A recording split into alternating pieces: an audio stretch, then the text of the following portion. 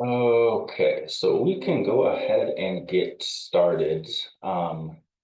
So I just kind of wanted to go over a little bit, just kind of the basics. So going over updating the training logs, contact logs, those kinds of things.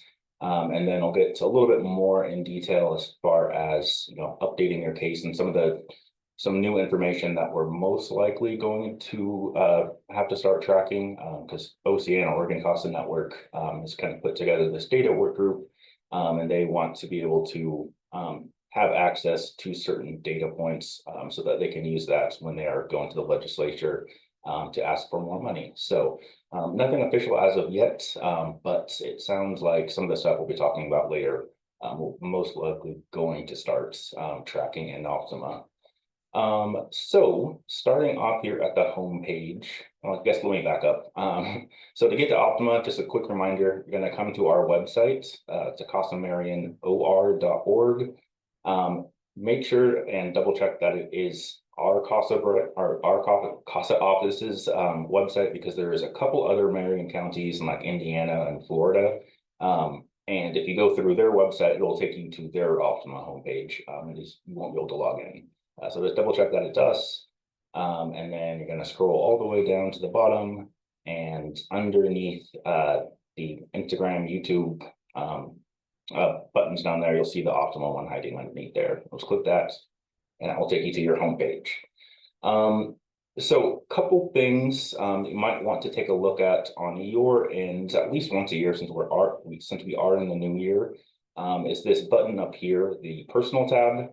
So this is the information that you sent in when you initially filled out your application, your new volunteer application. So just double check to make sure that the address is correct in case you making sure that your contact information is correct in there at least once a year, just to kind of make sure everything is up to date, along with your emergency contact as well. And then heading back, I'll skip over the case tab. The to-do list tab, I don't really know how many of you guys actually use this. It's totally fine if you don't want to, but I figured I would just kind of walk you through how to use the to-do list in Optima. So as you can see up here, I already created a task for me to complete, or this paid CASA to complete. And it's just, we need to check in on the child's IEP and how that's going. And it will also have a due date and kind of priority status level. But there's a few other things you can add. You can mark as a to-do list or in your to-do list in Optima. But to do that, you are just going, move this out the way. You go to manage your tasks, and then you'll click add. And then the drop down menu, you'll just click your case, or if you have more than one case, just click the case that you are wanting to apply this to. And then down here in the category, it will have a list of different categories that you're wanting to remind yourself to take care of something in. So let's just say you want to check in on, let's say, a psychological and mental health. Maybe they have a psych eval, maybe they have a new therapist, so they're going to be going to, and you just want to remind yourself to check in with that, check in with the caseworker, check in with that therapist. You can do that. And then in the subject or service type, again, let's just say that they are going to be starting therapy with somebody, and you just want to check in with that to make sure you don't forget to do that. And then in the description, you can just write a brief reminder note to yourself. So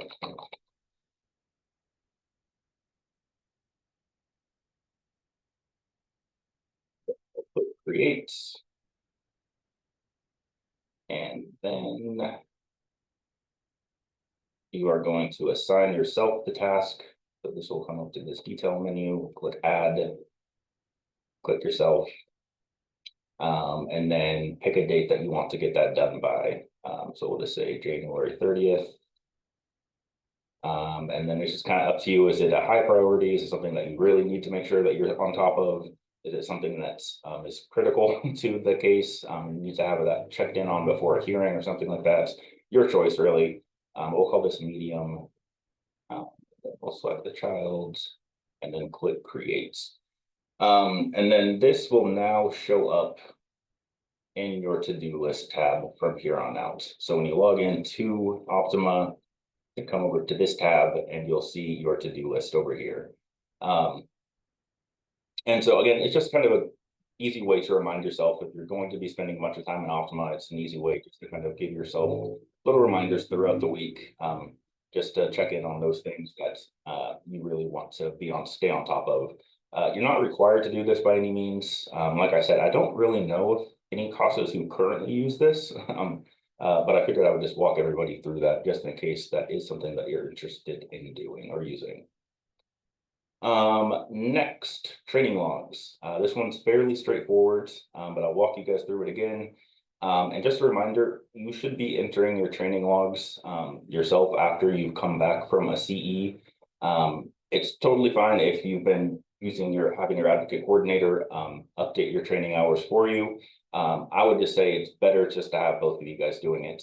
So just in case you don't want one of your trainings to slip through the cracks and then you get to the end of the year and now you're kind of scrambling to figure out when it was you attended that training or what the CE was about or how long it was. If you guys do end up doing like a double entry or something like that, that's totally fine. Your advocate coordinator will understand that and she'll just delete the one of them. But to add your training hours, you're just going to click add.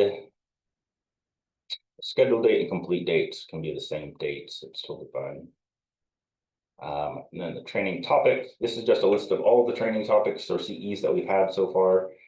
If you don't see a CE that you've completed in here, just shoot me an email and I can add that into the drop-down menu. Let's type in Optima. Training formats would be Zoom. Trainer is in-house. It is 1 hour.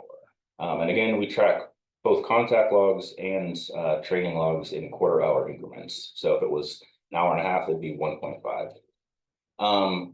Notes, if it's a CE that we're offering, so like today or later this month, you can just type in the name of whatever the program was.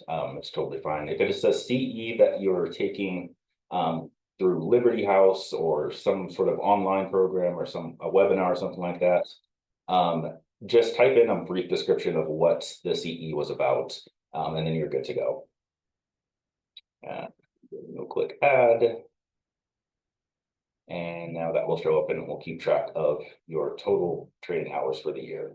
Again, this will get sent off to your advocate coordinator. They'll approve it, and then we'll track the training hours for the year to date going forwards. Your non-case hours, don't have to worry about this, but this is like if you help out at like a superhero run or something like that, you can track those hours. Again, it's not required though, so that's totally fine if you don't want to track that. Just kind of briefly moving through these next couple tabs, your calendar will keep track of like upcoming hearing dates, upcoming court report due dates. So it's kind of convenient. Say it's a long weekend, you can't get in touch with your advocate coordinator or someone here at the office, and you know you have a court report coming up. You can just take a look in your calendar tab and find when that upcoming hearing is, and it will have there'll be a note here that says court report due XYZ dates. And then lastly, with these tabs up here is the new docs tab. So unfortunately, Optima doesn't currently have a notification system for whenever a new piece of discovery is uploaded.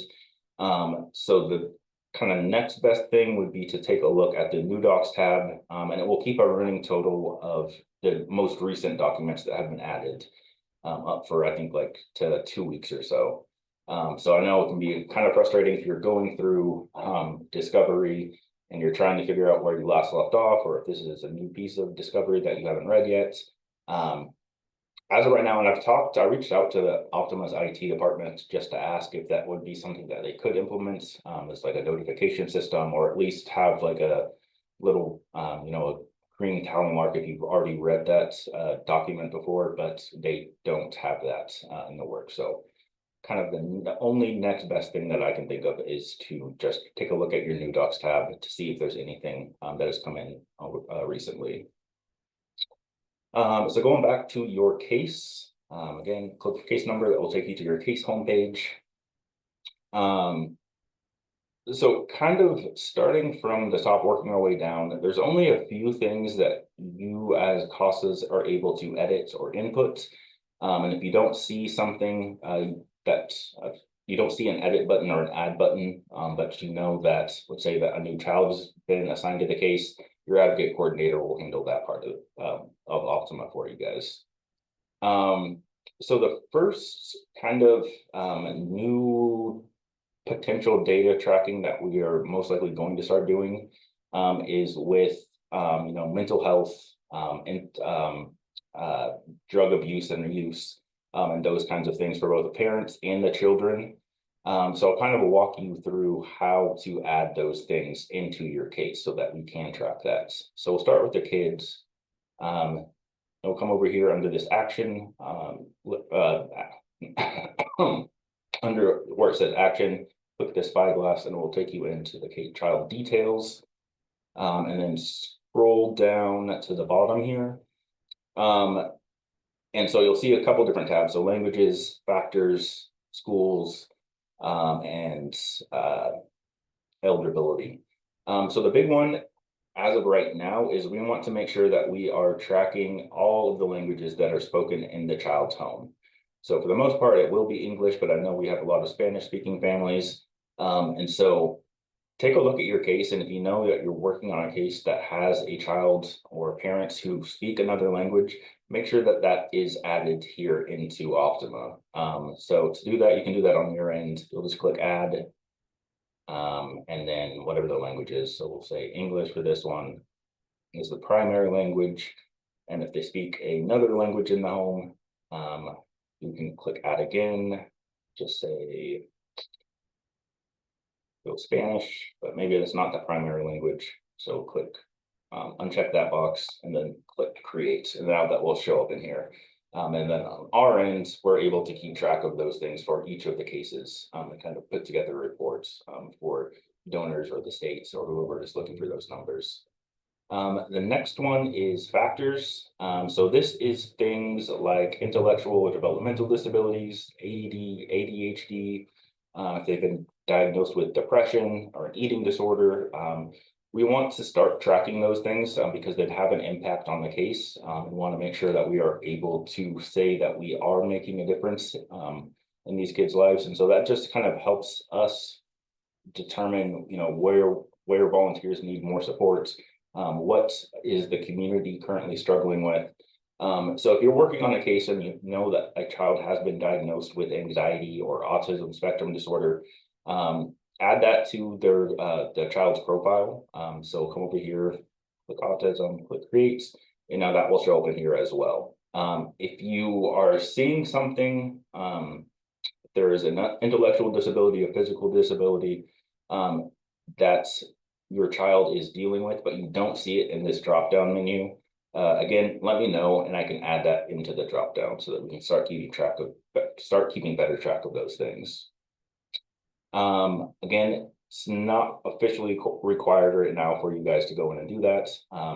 But I think just kind of get in the habit of checking that. And if you have some free time, start going through, working through your cases and adding little bits of information like that. Will go a long way to helping us as an organization and CASA network as a whole kind of start to be able to better advocate for ourselves in the legislature. Again, adding placements, this is really up between you and your advocate coordinator as far as who wants to add or update the child's placement. If you know that the child has been moved and you've confirmed with the caseworker or the child's attorney that's their move-in dates, their contact information for the resource parents, the address, those kinds of things, then you can go ahead and update that for the child. Or if you just prefer to have your advocate coordinator do that, that is totally fine as well. Moving down to the family members. So kind of similar thing to the children in the case. There are some things that we do want to start tracking. The big one for us, I know Vanessa and I have talked, is drug use or drug addiction. So if you're working on a case that drug addiction or drug abuse has been confirmed on, If you could let me know or let your advocate coordinator know or yourself, you can add that into the family's profile. So we'll start with the dad. We'll scroll down to concerns. And we'll say alcohol abuse, and then under factors, kind of the same thing as well as with the children. So if you're working with a father or a mother who has a confirmed intellectual disability or is dealing with some sort of mental health disorder or drug abuse and use, which actually I could probably add that in here after we finish up. You'll do the same thing for both parents if that is something that has been confirmed for your case, so that we can start keeping track of those things. And we'll head back.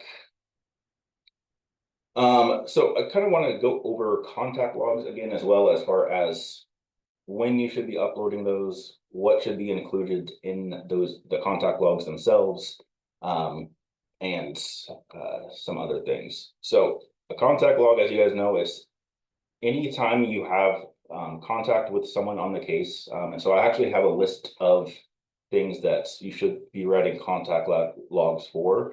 So the first one is anytime you have contact with your CASA child or children. So anytime you're speaking with, meeting with your assigned youth, you'll want to fill out a contact log for that. Anytime you meet with a care provider, so a therapist, mental health provider, teacher, those kinds of things, fill out a contact log for that.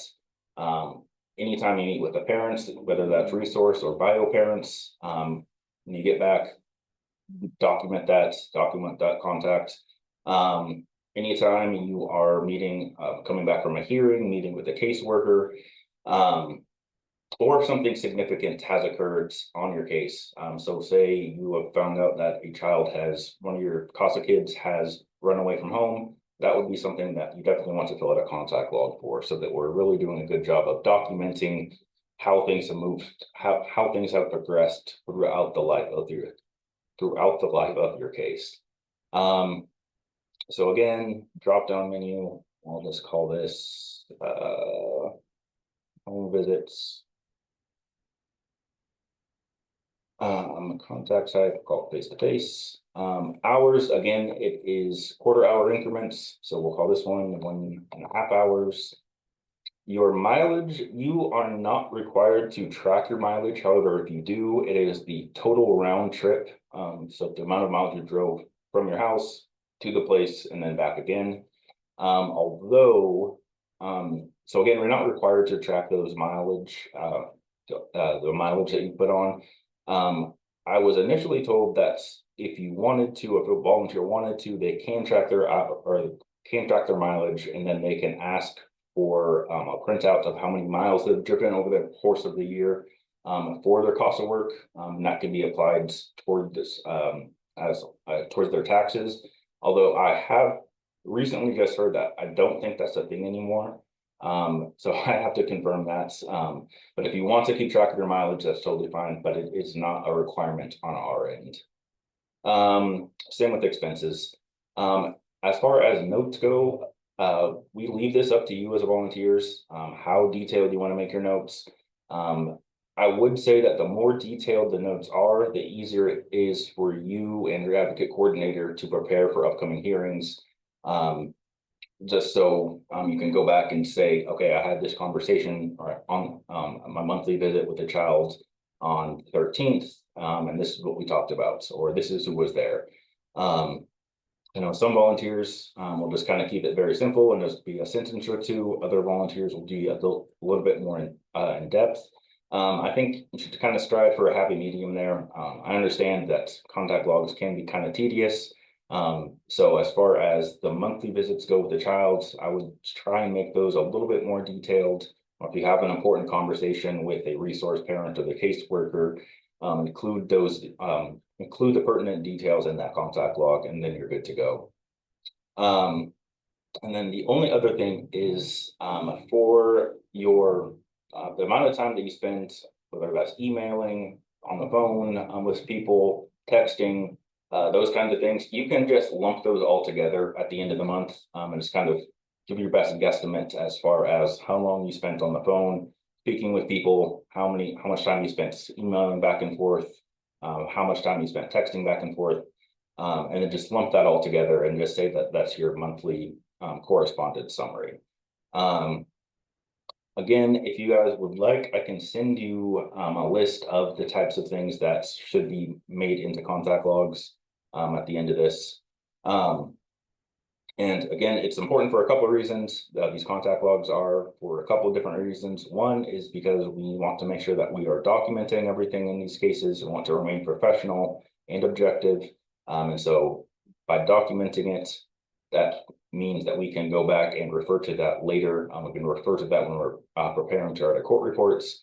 The other thing is as well, a lot of our funding, or a portion of our funding, comes from grants that are kind of directly tied to the amount of hours our volunteers spend each month or each year. And so making sure that we are having these numbers, these hours tracked accurately, or as accurately as you can, is really important for us. But really the main thing is we want to make sure that we're not forgetting significant or important conversation that we had or interaction that we had because we didn't document that in our contact logs. And so again, with the contact logs, you'll click create, that will get sent off to your advocate coordinator.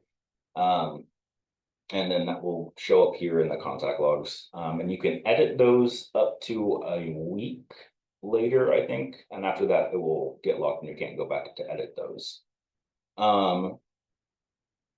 Moving on, again, this is a to-do tab. So this is the to-do list I made on the previous page. This will also show up in your home page. Just make sure that you are selecting the case in the drop-down menu when you're creating this. Associated parties, typically this will all be handled by your advocate coordinator. When you're initially assigned to the case, you should have the contact info for the resource parents, for the attorneys, and for the caseworker. And if there's anyone else that you want to kind of keep track of, or if you're finding yourself having regular conversations with these people, so whether that's a teacher or a relative, you can add them into the associated parties tab. Just if you want to keep track of them for your own kind of personal details. But I'll kind of show you guys how to walk through that. Click add. Interested party is basically anyone who is not a caseworker or an attorney. And then this drop-down menu will have all of the resource parents, all of the other social workers that we've had listed throughout the life since we've had Optima. So if you're looking for specific resource parents, chances are you can just type their names in and they will show up in there. If you're wanting to add a teacher or another specific person, all you have to do to add them, if they're not in this drop-down menu, is click new. Say they're interested party. And then in this drop-down menu, select what they are in relation to the case. So we'll say teacher, fill out their first and last names. And if you have their contact info, so cell phone, email, you can add that into this section over here. And then click create, and then they will show up in the interested parties tab.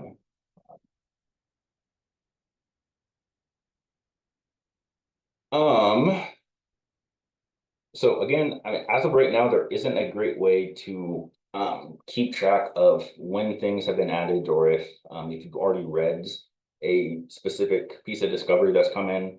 If you are looking for something a little bit more specific and you have a case that's been open for a while, and so it's kind of easy to get lost in going through page after page trying to find that specific document, you can narrow it down a little bit. In this drop-down menu, you can start to filter things out. So if you're looking for, let's say, a mental health provider report, and you know that it would have come out sometime between, I don't know, we'll make this up, between beginning of December and now, you can click apply. And obviously there's not any actual discovery in this because it's a fake page. But then that will filter out everything else that is not that specific thing that you're looking for. So that does make it a little bit easier if you're going back trying to find something specific over a certain time frame. Other than that, though, there's not a whole lot of great ways. And there's one kind of gripe that I have with Optima is that I wish there was a way to either mark any documents that you've already read it, or just to show that it is in fact a new piece of discovery that's come in. The petitions and allegations, this will be set up by the advocate coordinator, whoever attended that initial shelter care hearing. And this will have the list of the allegations against mom or dad or both for the case.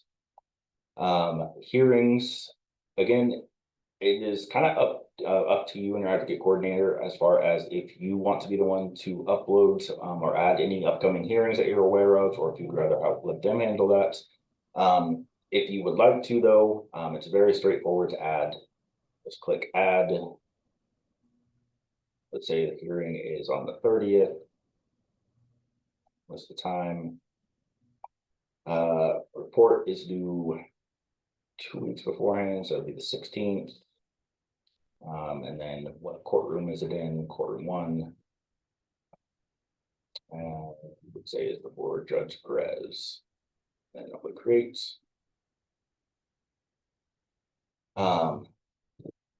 And then that will get added. You can also add who the hearing is in relation to. So if you have a case where for some reason there's multiple kids and they're kind of split up, they're not all having their hearings set together, you can add, just list who the child or who the hearing is specifically for. You can also, after the hearing, so if the judge ordered ordered a service to be provided by the state, you can add that into the hearing after you've returned. So you can add that to the person's profile after you return back home. So let's say put a child, and then what was the service that was ordered? So let's say it was family therapy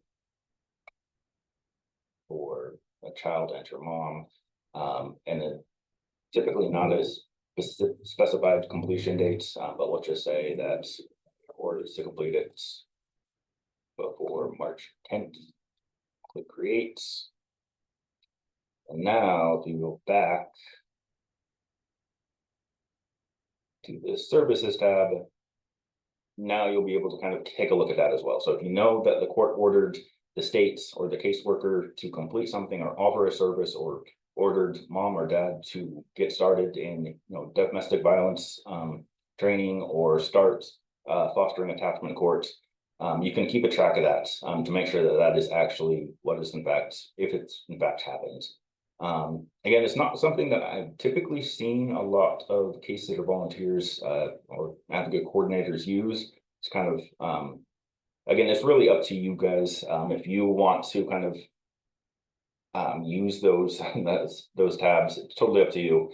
But it does kind of make things a little bit easier to kind of make sure that you're keeping track of things. You can send out reminders to the caseworker if you know that family therapy was supposed to be started by March 10th, but now it's March 15th and you haven't heard anything about it. And it's just kind of a good reminder for yourself to get in contact with the caseworker or the child's attorney to kind of check in with those things. After that, placement history, not something you necessarily have to worry about, but it just will kind of keep a running total of all the placements that the child has been in so far. Starting from the first placement, working the way all the way up, and also kind of keep a running total of that. So is any questions so far about Optima? I know it's a fairly straightforward deal, but anything that's popped up for you or you wanted to know more about? Yes, Dennis, it's Leanne. I wanted to bring up one thing and then ask a detailed question about another. And sometimes our cases don't really go as planned and stuff happens. In Optima, under your contact logs, I have used like the very last line of my entry. If Mhm. the child, the resource parent, whoever I'm speaking with, if they say anything that's odd, it Mhm. just kind of strikes me as, whoa, I wonder where that came from. Um, I'll just make a note of that. And that Yeah. has been very helpful for when your case is kind of going sideways and then all of a sudden it just plummets. Uh-huh. You, if you go back and you look at those, sometimes you can tie in this string of what happened, and it can be very helpful to that child that you are working for to um, help make sure that they're safe and protected. So, Absolutely. And I mean, I don't know if it would be interested or helpful to you, because I can add different menu options in that drop-down menu.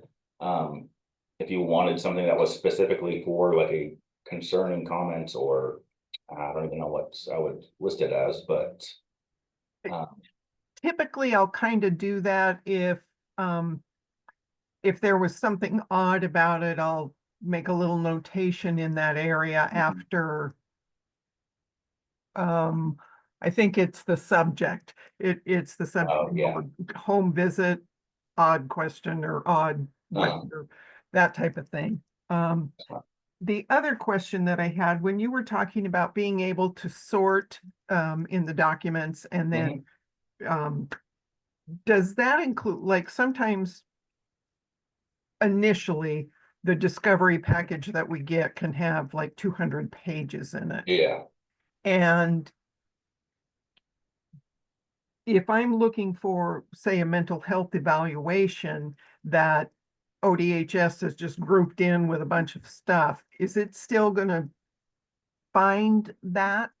No, unfortunately, it will just so like whatever the document type is listed as. So let's say Okay. it's just under discovery. It'll pull just it'll just show discovery, so it won't Okay. work. Which Oh, it'll help a little. yeah, But, I understand that. That's and another then if it frustration. has them in sequence, it'll work. Thank you. Yeah, no problem. Any other questions, comments, anything I can help out with?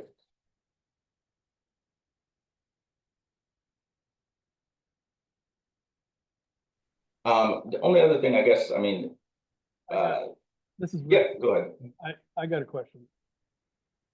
When you were talking about, so when we put in the contact logs, on the right side is a list of the contact parties Yeah, with check boxes.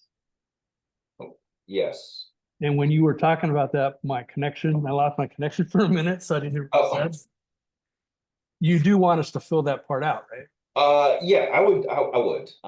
And again, it's kind of similar to the discovery piece because you can go back and sort through. So if you're looking for a contact log that is specifically written about mom or dad, you can Okay, sort through those contact logs. So if your concern or whatever you're writing about is about mom or dad, I would select them and just them. Or if it pertains to both mom and child, select those ones.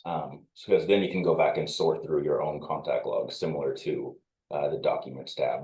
okay. So, but its primary purpose is to find things, not like you guys are using that for funding or other Oh, purposes. no. We only use Okay, just the hours. The hours, I can just pull those reports, but not specifically, we're not referencing people okay, or specific things from those people, no. all right, thanks. Mhm.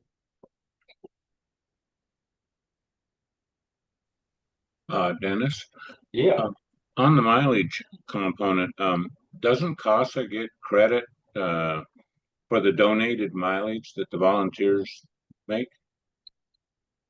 I am not sure about that. Yeah, it'd be something I can ask Vanessa about, but yeah, I'm not sure. Well, in other situations I've been in, that would be counted as, in-kind contribution, And yeah, and it's given a monetary value. And it might help in, your grant applications. Yeah, that's not a bad, yeah, I will check in with Vanessa about that. I never heard that, but. All right, thank you. Anything else come up? Dennis, on the hey there, it's Chiara. Yeah. Quick question on, what I've been doing when I have, let's say, I've texted back and forth with a parent or a resource parent or the caseworker just to, even if it's just to set up a meeting or whatever, I've just been rolling that time into the contact log for when we finally meet. I'll put, texted, responded, texted, and then put it all in one. Is that okay? Or do you prefer Yeah. the separate log? Yeah, no, that's totally fine. That's Okay. totally fine. Okay. Thanks. Yeah. And then on the trainings, do we log that or do you guys log that? So I think it would probably be best if the volunteers log those as soon as you get back. So I send out, like, after the CEs are done, I send out an email to the advocate coordinators with the attendance list, so that they know to look out for that. And if push comes to shove, they can also add the training hours in there. But I think it would be almost better if we get in the habits of everyone just adds those hours, because if the advocate coordinator is assuming that the volunteer is going to add it, they'll kind of Right. forget about it. If you guys are assuming that the advocate coordinators, sometimes training slip through the cracks. So I would probably just get in the habit of adding the training logs yourself, unless you've had specific conversations with your advocate coordinator saying that they'll add it for you guys. I think. No, I think that's good. It's usually a good double check. I think there was one that I missed logging, and then my coordinator was like, "Hey, didn't you take this?" I was like, "Oh yeah, I did." Yeah. All right, thank you. Uh-huh. So related to that, then this is Rick again. Mhm. I'm curious, like when we add a contact log, it has to be approved. So I'm Yeah. assuming our advocate coordinator will be notified that we've added that log. Does that Yeah. apply to training also? If we add new training, do they get notified? Yeah, they do. So I mean, I guess this is not what our staff, our homepage looks like. There's a couple other tabs up here, and one of them is training logs and contact logs. And so when you guys add a contact log, that will get sent over to this tab for them, and they'll go through and approve each of those. Same with the training as well. Okay. Good to know. And then kind of, I mean, I guess piggybacking off the training logs. So just a reminder, volunteers, you guys can complete up to 4 hours each year of your training, of your CE requirements through books, movies, or documentaries. So like the ones that we have on our book list, those 4 hours don't count, like the book clubs don't count towards that.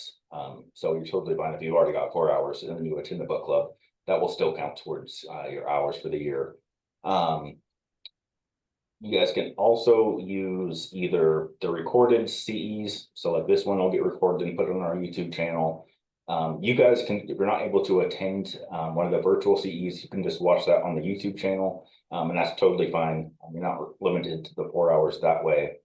Same with like webinars or virtual CEs through like Liberty House, or I know the Oregon CASA Network has that website that they have a lot of virtual webinars uploaded to that. And so you guys aren't limited to 4 hours with those types of things. It's really just books from the book lists or documentaries, movies, those type of things. So we're trying to do a better job of being more flexible with you guys. Understand that you're already volunteering quite a bit with us. And we don't want to add to that burden by making you guys come in person for each one of these. So. And Dennis, I'd like to add to that. I'm sure that everyone else is aware, but I take quite a few trainings through my employment. Yeah. And I had a couple that were very on topic with CASA topics. And what I did was I sent the agenda and the, kind of the summary of what we were discussing during the training to my coordinator for her to review and approve. And I was also able to use that towards my training hours. Yeah, that's another good point. Yeah, so if you're volunteering somewhere else, or if you're through your job, you have to take, in-service CEs as well. If you're sitting in on a talk, if you think that one of those trainings will apply well to what we do here at CASA, let your advocate coordinator know, let me know, and just kind of send me the agenda, and if it, and we'll most likely approve it. Anything to do with like child welfare, mental health, self-care, those types of things, more likely than not, those will count. So you can kind of double dip with those as well.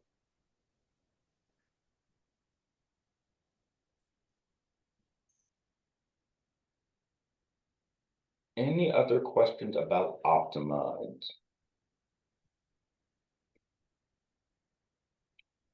I guess the only other thing I would add is don't feel bad if you lose your Optima password or if you forget it. I don't get annoyed if you guys reach out to me. Same with your emails. It happens. So just let me know, and I'm more than happy to reset those Optima or email passwords for you.